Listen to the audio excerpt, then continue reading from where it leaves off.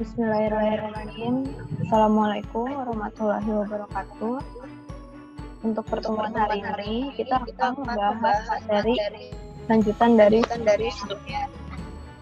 Untuk materi hari ini adalah corak kehidupan manusia purba masa perundagian.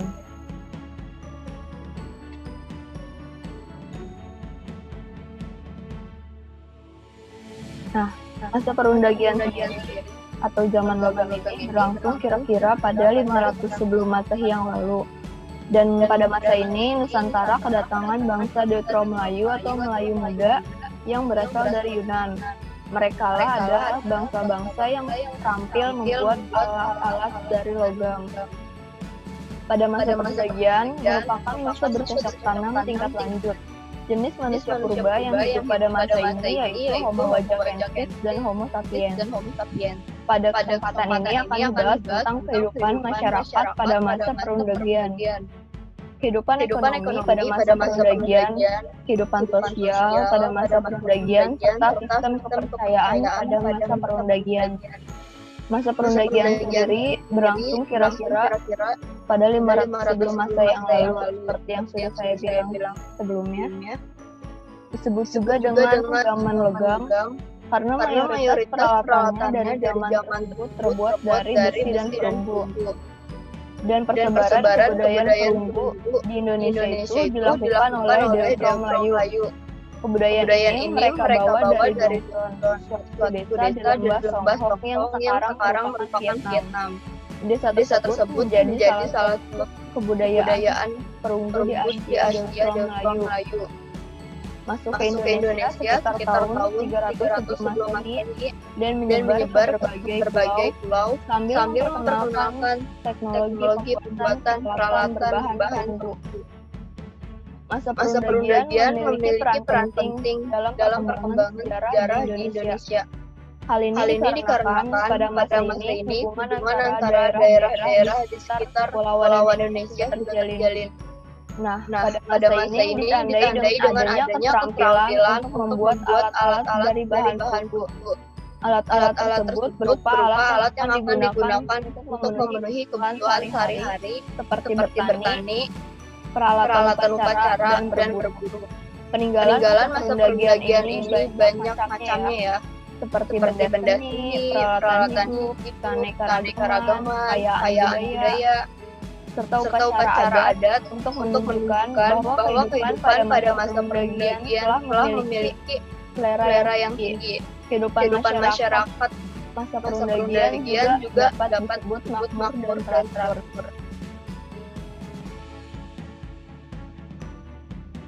Nah, pada masa perundagian ini, masa logam terbagi atas masa tembaga, perunggu, dan besi. Bukti-bukti terkuat temuan artefak dan perunggu di Indonesia terjadi dalam kurun waktu yang bersamaan, yakni 500 sebelum Masehi. Masa perunggu di Indonesia ditandai dengan penemuan nekara, tapak corong, arca, perhiasan, dan senjata. Berdasarkan lokasi penemuannya di Nusantara dan ciri khas reliefnya, nekara dapat dibedakan menjadi dua tipe, yakni tipe pejeng dan tipe heger.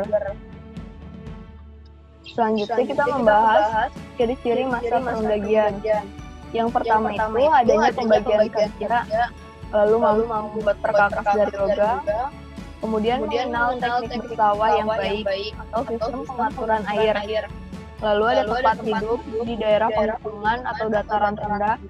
Kemudian kepercayaan yang mereka anut ialah animisme dan dinamisme. Selanjutnya ada sistem kepercayaan pada masa perundagian. Nah, seperti yang sudah dijelaskan pada ciri-ciri masa perundagian, kan ada kepercayaan yang mereka anut ialah animisme dan dinamisme. Jadi pada masa perundagian itu sistem kepercayaan masyarakat zaman tersebut yaitu animisme dan dinamisme. Kehidupan beragama pada zaman perundagian juga mengalami perkembangan yang pesat. Dapat dilihat dari banyaknya bangunan megalitikum yang dibuat sebagai tempat pemujaan dan penghormatan roh nenek moyang.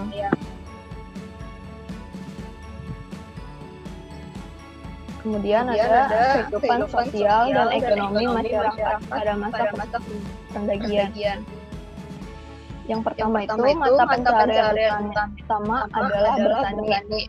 Mata pencarian utama pada masa pendagian adalah bertani yang dilakukan secara lebih teratur dan maju, yaitu dengan menggunakan sistem pengairan dan sistem terasering dalam membuat sawah-sawah. Peternakan pada zaman ini juga dapat dibilang telah maju. Dari mana kita tahu? Karena hal ini dapat dibuktikan dengan banyaknya ditemukan tulang hewan seperti kebau, kuda, unggas, dan di dalam situs-situs pemukiman. Sementara itu, untuk alat pembayarannya pada masyarakat masa perundagian ini menggunakan sistem tukar-menukar barang atau dapat disebut barter. Contoh-contoh ini adalah peninggalan dari masa perundagian sendiri. Yang pertama itu ada kapak corong. Nah, kapak corong ini terbuat dari logam yang berfungsi sama layaknya kapak pada umumnya. Namun ada juga yang digunakan sebagai alat upacara atau hiasan. Yang kedua itu ada candrasa. Nah, candrasa ini berfungsi sebagai tanda kebesaran kepala suku dan sebagai alat untuk upacara keagamaan. Nah, contoh dari kapak corong atau candrasa sendiri dapat dilihat gambarnya di samping. Nah, selanjutnya ada nekara dan arca perunggu.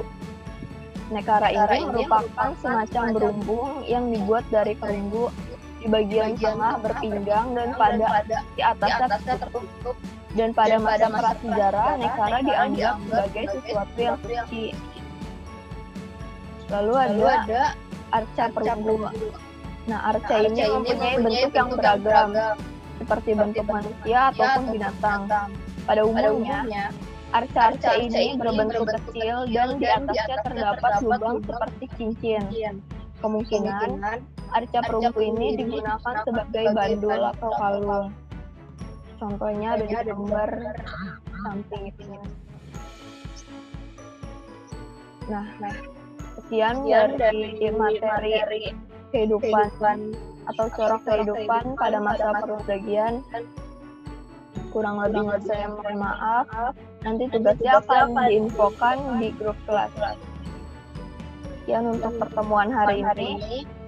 Assalamualaikum warahmatullahi wabarakatuh.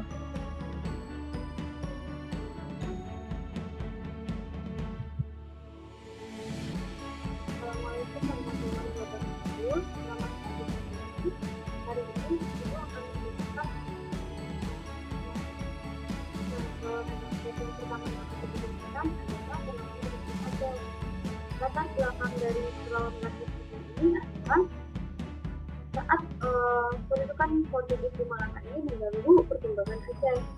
Nah, jantungnya Malaka ke tangan Portugis pada tahun 1511 membuat para pedagang Islam mengalihkan kegiatan perdagangannya ke Aceh. Nah, sehingga mendorong Aceh berkembang menjadi bandar dan pusat perdagangan. Kerajaan Aceh yang muncul sebagai kekuatan baru berhasil menguasai daerah perdagangan. Bahkan Aceh juga mampu mengendalikan pusat-pusat perdagangan di pantai barat Sumatera seperti di Barus, Siku, dan Pariaman. Nah, Sultan Alauddin Wilayah Al-Kahar ini yang berhasil mengacehkan kawasan-kawasan tersebut. Nah, karena besarnya pengaruh Aceh di kawasan-kawasan tersebut, maka para pedagang-pedagang Aceh sangat menggani Aceh.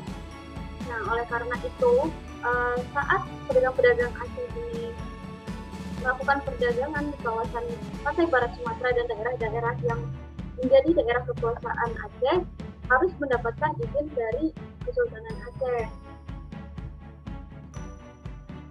Perkembangan Aceh yang sangat cepat ini akhirnya membuat Portugis merasa kedudukannya terancam.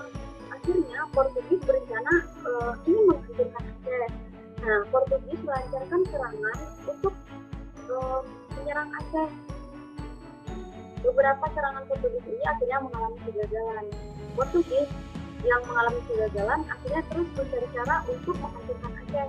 Akhirnya mereka menemukan cara untuk mengganggu kapal-kapal Aceh yang sedang melakukan perdagangan dimanapun mereka berada.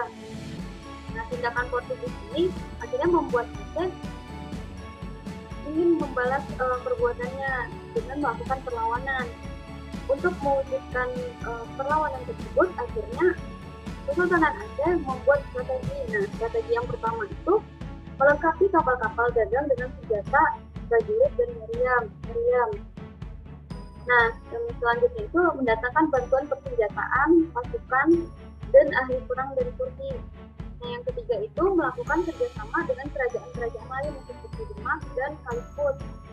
Nah, setelah bala bantuan ini datang semuanya, akhirnya Aceh melakukan serangan kepada Portugis di Malaka. Nah, setelah berbagai bantuan ini berdatangan, Aceh sudah melakukan perlawanan, ternyata Portugis ini sudah bersiap. Nah, Portugis melakukan pertahanan di benteng Formosa. Nah, serangan Aceh ini akhirnya dapat digagalkan. Nah, karena serangan Aceh inilah Portugis ingin membalaskan tindakan Aceh tersebut. Ketika Portugis menyerang Aceh kembali, akhirnya ternyata serangan Portugis ini juga dapat digagalkan oleh Aceh.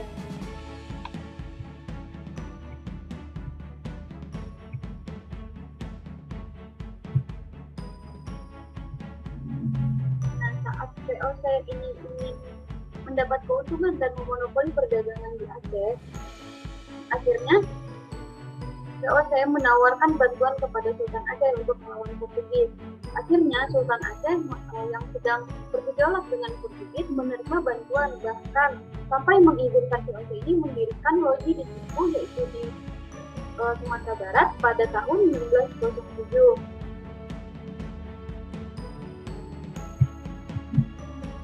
Pada masa Sultan Iskandar Muda, akhirnya VOC ini diputuskan hubungannya dengan Aceh dan menolak untuk kehadiran VOC di Aceh tersebut. Untuk melawan Portugis di Malaka, akhirnya Sultan Iskandar Muda ini berusaha untuk memperkuat kekuatan pasukannya ini. Angkatan lautnya diperkuat dengan kapal-kapal yang besar, pasukan kavalerinya diperkuat dengan kuda-kuda dari Persia. Terus Aceh juga memperkuat pasukannya dengan menambah pasukan gajah dan milisi infanteri. Nah, sementara itu untuk mengamankan wilayahnya dari serangan, akhirnya Aceh mengirimkan beberapa panglima perang di pelabuhan-pelabuhan untuk menjaga kawasannya. Nah, akhirnya pada 1629 pasukan Aceh di bawah Sultan Iskandar Muda melakukan serangan besar-besaran terhadap Portugis. Serangan ini sempat membuat Portugis kewalahan dan harus mengerahkan semua kekuatan bahkan persenjataan untuk menghadapi pasukan Sultan Iskandar Muda ini. Nah, akhirnya pasukan Aceh ini berhasil dikalahkan. Lama-kelamaan bentrokan-bentrokan ini banyak terjadi. Akhirnya Portugis tidak berhasil menguasai Aceh, begitu juga Aceh tidak berhasil mengusir Portugis dari Malaka. Nah, Portugis ini baru berhasil diusir oleh VOC pada tahun 1641 setelah VOC ini bekerja sama dengan Kesultanan Johor. Sekian penjelasan Ibu mengenai perlawanan Aceh.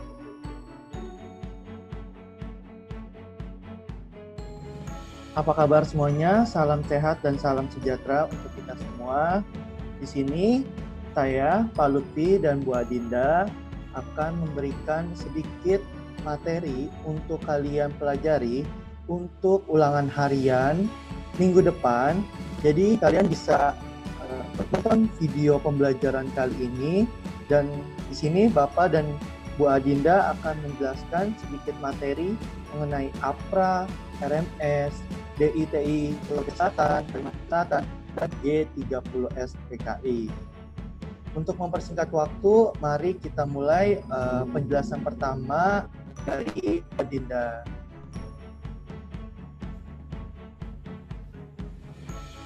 Nah, terima kasih Pak Lutfi. sekarang kita akan membahas tentang perjuangan menghadapi ancaman disintegrasi bangsa. Next.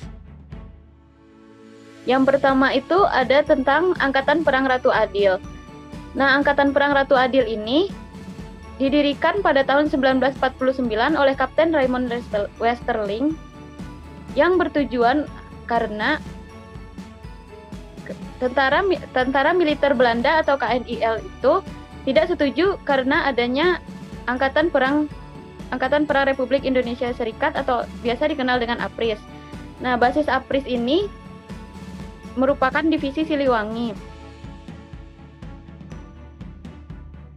Tujuan lainnya adalah untuk mempertahankan agar tetap berdirinya negara Pasundan dan menjadikan tentara itu di bawah negara federal di Jawa Barat.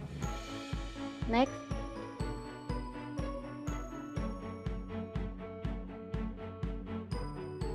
Nah, di situ ada foto pemimpin dari APRA sendiri, yaitu Kapten Raymond Westerling yang merupakan mantan dari Kapten Tentara KNIL.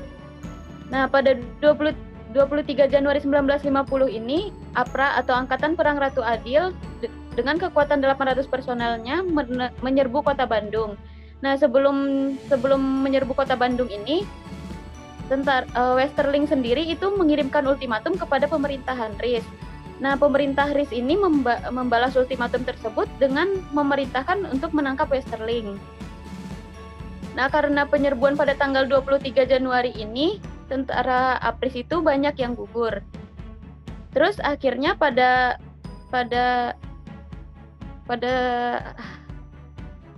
hari selanjutnya itu APRA itu mendesak untuk menuju Jakarta yang ingin menangkap Sultan Hamengkubuwono IX dan TB Simatupang.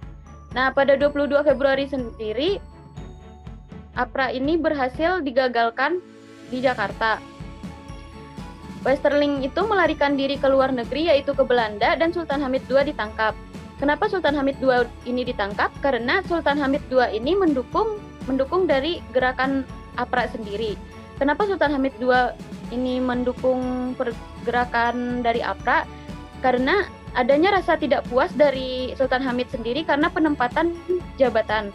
Terus juga karena Sultan Hamid II ini merasa bahwa pemerintah RIS ini tidak menepati janji yang waktu itu berniat untuk menggabungkan TNI dan KNIL ke dalam Tentara Negara Republik Indonesia Serikat. Makanya Sultan Hamid II ini masuk ke dalam KNIL. Next. Nah, selanjutnya itu ada Republik Maluku Selatan. Republik Maluku Selatan ini didirikan karena Maluku Selatan sendiri ingin memisahkan diri dari Republik Indonesia Serikat karena adanya rasa tidak puas karena proses kembalinya negara serikat ke negara kesatuan. Next.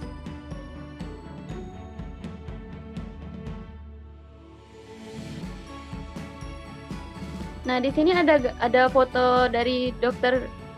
Christian Robert Stephen Sumokil yang merupakan pemimpin sekaligus pembacaan proklamasi Republik Maluku Selatan di Ambon pada 25 April 1950. Nah, di bawah itu ada gambar bendera dari Republik Maluku Selatan sendiri. Next.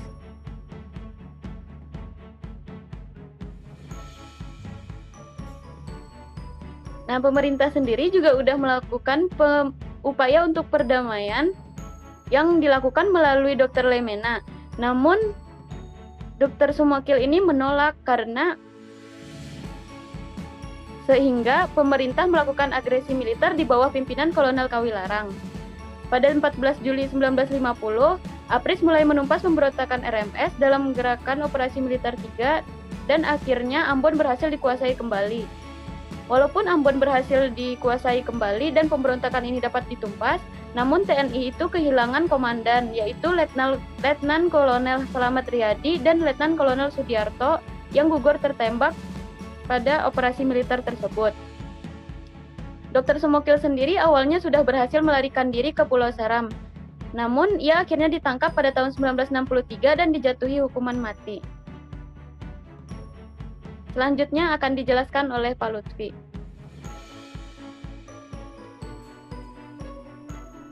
Oke, terima kasih Bu Adinda atas kesempatannya. Tadi anak-anak udah mendengarkan apa penjelasan dari Bu Adinda mengenai APRA dan apa itu RMS. Nah, di sini sekarang Pak Lutfi akan sedikit menjelaskan mengenai DITI Kalimantan dan Sulawesi Selatan. Nah, ini ya, apa sih itu DITI? DITI adalah Pemberontakan Darul Islam atau Tentara Islam Indonesia tahun 1949. Nah, tadi yang sudah saya sebutkan, kita akan menjelaskan atau saya akan menjelaskan mengenai Sulawesi Selatan dan Kalimantan Selatan. Oke, lanjut aja. Yang pertama, Bapak akan menjelaskan yang pertama yaitu Sulawesi Selatan. Nah, kalian bisa lihat di sebelah kiri kalian itu ada foto tokoh. Nah, foto tokohnya ini adalah Kahar Muzakar. Siapa sih Kahar Muzakar? Nah, Kahar Muzakar adalah pemimpin dari pemberontakan DITI di daerah Sulawesi Selatan. Nah, namanya aja udah DITI Sulawesi Selatan. Berarti pemberontakan ini terjadi di Sulawesi Selatan, ya kan? Nah, pemberontakan ini lebih disebabkan akibat ketidakpuasan para bekas pejuang gerilya kemerdekaan terhadap kebijakan pemerintahan dalam membentuk tentara republik dan demobilisasi yang dilakukan di Sulawesi Selatan. Namun, beberapa tahun kemudian pemberontakan ini malah bergabung ke dalam DITI Kartosuwiryo. Nah, tokoh Kahar Muzakar ini pernah berjuang di daerah Jawa atau DITI Jawa. Nah, selama perang kemerdekaan bahkan Kahar Muzakar ini pernah menjadi komando grup Sulawesi Selatan yang bermarkas di Yogyakarta. Nah, setelah alasan keduanya dari pemberontakan ini adanya pengakuan kedaulatan pada tahun 1949, ia yaitu Kahar Muzakar ditugaskan ke daerah asalnya untuk menyelesaikan persoalan tentang Komando Gerilya Sulawesi Selatan atau KGSS. Karena yang tadi Bapak jelaskan bahwa sebelum dia bertugas di Sulawesi Selatan, Kahar Muzakar ini berperang atau memberontak di daerah Yogyakarta. Nah, setelah Kahar Muzakar ini udah pindah bertugas di Sulawesi Selatan, akhirnya Kahar Muzakar ini diangkat menjadi koordinator KGSS atau Komando Gerilya Sulawesi Selatan. Nah, akhirnya setelah dia diangkat menjadi koordinator KGSS, akhirnya Kahar Muzakar ini menuntut kepada Panglima agar KGSS ini bukan dibubarkan. Karena sebetulnya DITI ini pengen dibubarkan. Tapi setelah Kahar Muzakar ini diangkat menjadi koordinator KGSS, ia menuntut DITI ini tidak dibubarkan. Melainkan Kahar Muzakar meminta agar seluruh anggota KGSS dan seluruh pengikutnya untuk diangkat atau dijadikan menjadi tentara dengan nama Brigade Hasanuddin, ya kan? Nah, tapi setelah dia melakukan penuntutan itu, namun pemerintah tidak menggubrisnya karena menurut pemerintah anggota atau pasukan KGSS ini yang ingin dijadikan tentara diharuskan mengikuti berbagai tes. Jadi tidak semudah itu mereka naik menjadi tentara, yaitu namanya Brigade Hasanuddin. Nah, akhirnya ada beberapa sebagian dari anggota KGSS ini berhasil atau lolos dari pemberkasan dan tes untuk menjadi tentara yang namanya Brigade Hasanuddin. Nah, akhirnya Kahar Muzakar tidak menerima kebijakan ini dan memilih memberontak dengan para pasukannya. Karena yang tadi Bapak sebutkan, karena tidak semuanya anggota bekas KGSS ini diangkat menjadi tentara. Nah, akhirnya mulailah berbagai cekcok atau pemberontakan di daerah Sulawesi Selatan ini. Nah, akhirnya penyelesaian dari berbagai masalah yang sudah ada, akhirnya selama pemberontakan, nah pada tanggal 7 Agustus ini Kahar Muzakar menyerah dan akhirnya menyatakan diri menjadi bagian dari negara Islam Indonesia Kartosuwiryo. Nah, setelah itu pemberontakan ini cukup memakan waktu yang sangat lama, dari tahun 1949 sampai dengan 1965 yang berakhir pada tanggal 3 Februari 1965. Akhirnya Kahar Muzakar tewas tertembak dalam suatu penyergapan dan akhirnya DITI Sulawesi Selatan ini selesai. Pemimpinnya yaitu Kahar Muzakar tewas tertembak. Seperti itu. Oke, selanjutnya Bapak akan menjelaskan mengenai DITI Kalimantan Selatan. Nah, DITI Kalimantan Selatan ini awal pemberontakannya ini memakan waktu yang cukup lama. Nah, pemberontakan ini berakhir pada tahun 1963. Nah, pada saat itu DITI Kalimantan Selatan dipimpin oleh Ibnu Hajar. Nah, yang bisa kalian lihat di pojok kiri kalian, ini ada sebuah foto. Nah, ini adalah Ibnu Hajar, adalah seorang pemimpin DITI Kalimantan Selatan pada saat itu. Nah, DITI Kalimantan Selatan berlatar belakang karena pemberontakan ini sesungguhnya jika ditelusuri pada tahun 1948 saat Angkatan Laut Republik Indonesia atau ALRI Divisi keempat sebagai pasukan utama Indonesia dalam menghadapi Belanda di Kalimantan Selatan dan menjadi tentara yang berpengaruh di wilayah tersebut.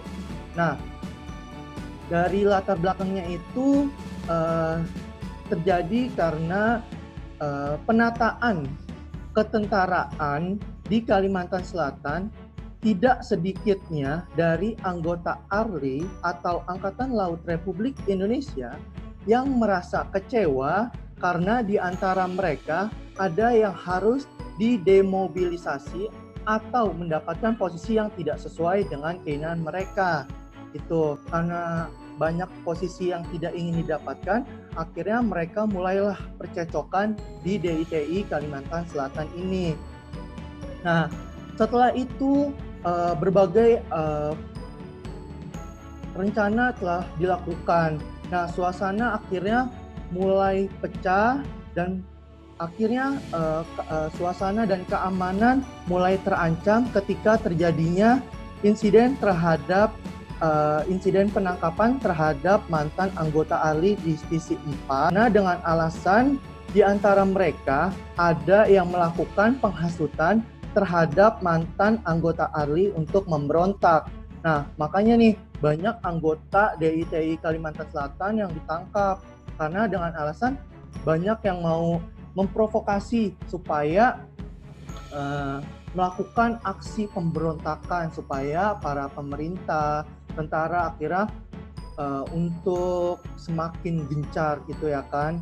Nah, akhirnya setelah pemberontakan mulai pecah pada tahun 1954, akhirnya Ibnu Hajar ini bergabung dengan DI-TI Kartosuwiryo. Nah, akhirnya pemberontakan ini semakin pecah, semakin mulai ricuh lah, yang akibatnya tidak ada penyelesaian. Nah, pada akhirnya tahun 1963, akhirnya Ibnu Hajar ini menyerah.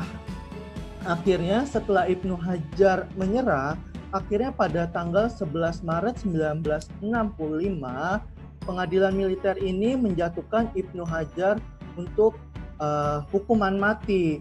Nah, karena ada Ibnu Hajar ini sudah dijatuhkan hukuman mati, akhirnya pemberontakan ini selesai. Seperti itu dari DI-TI Kalimantan Selatan. Oke, tadi Bapak udah menjelaskan mengenai DI-TI Sulawesi Selatan dan Kalimantan Selatan. Nah, yang terakhir Bapak akan menjelaskan tentang G30S PKI atau Gerakan 30 September PKI tahun 1965. Nah,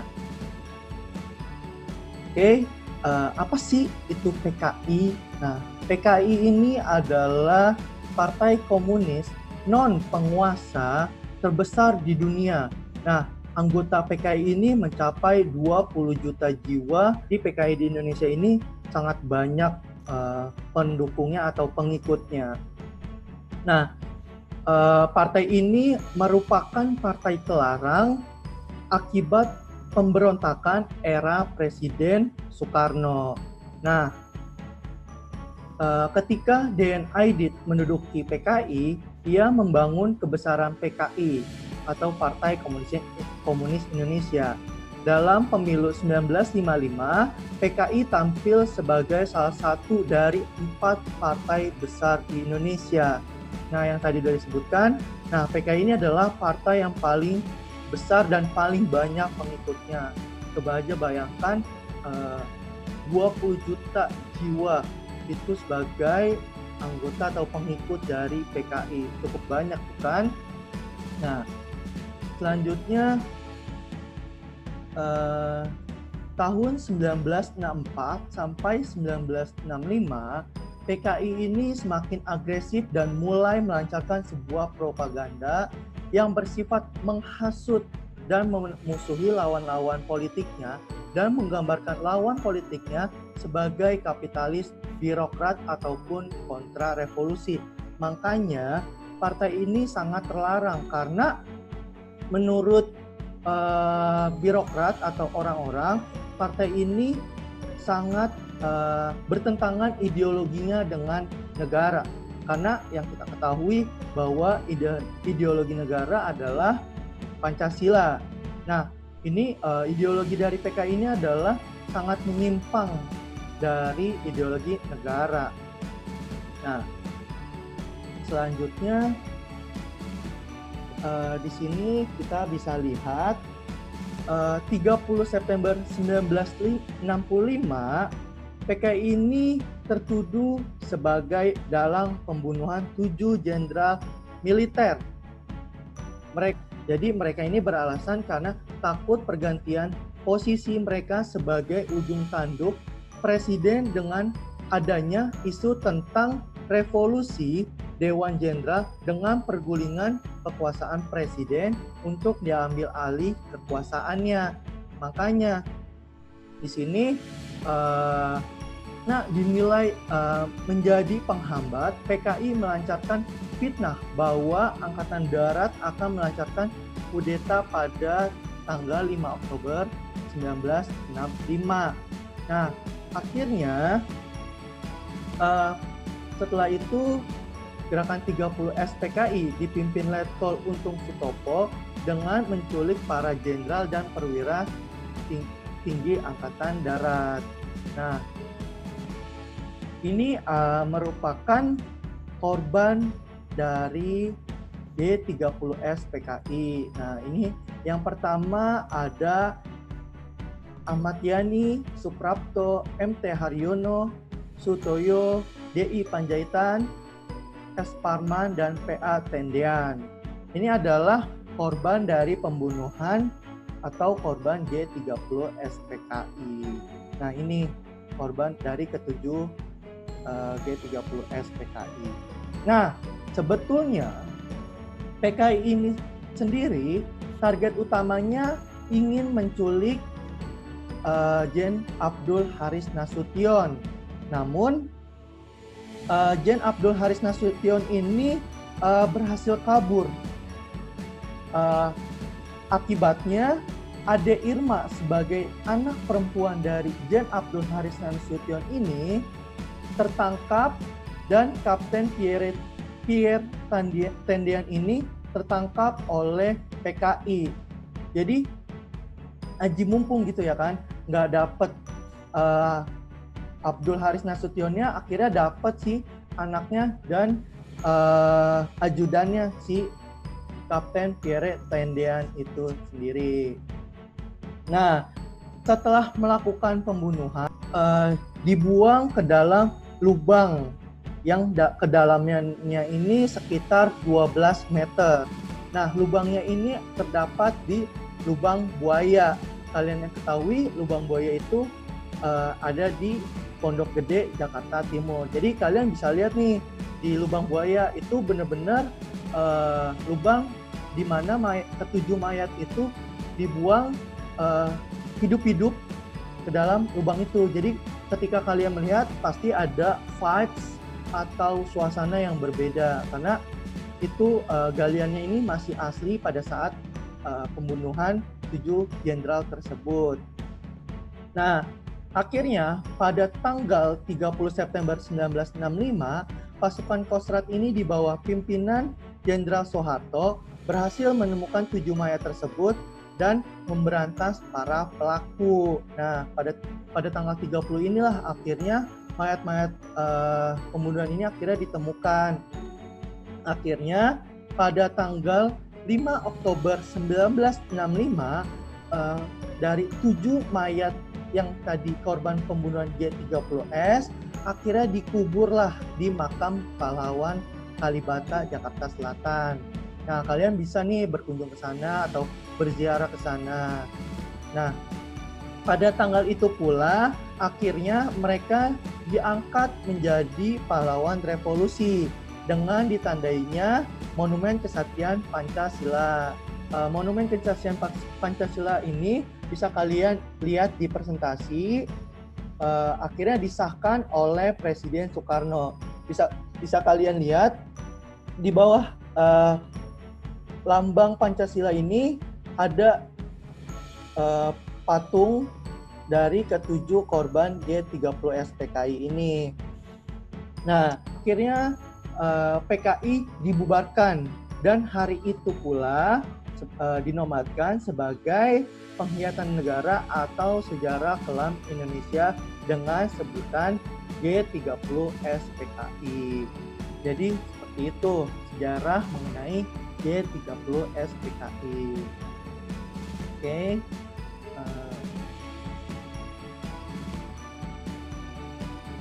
Nah, itu penjelasan dari Bapak dan Bu Adinda. Nah, tadi kan kita udah dijelaskan mengenai APRA, RMS, DITI Kalimantan Selatan, Sulawesi Selatan, dan G30 SPKI. Mungkin dari kalian ada pertanyaan atau penjelasan yang kurang jelas atau masih sedikit bingung, kalian bisa tanya kepada Bapak dan Ibu melalui chat personal atau di grup kelas. Nah, cukup sekian dari penjelasan dari Bapak dan Ibu. Kurang lebihnya mohon maaf. Assalamualaikum warahmatullahi wabarakatuh.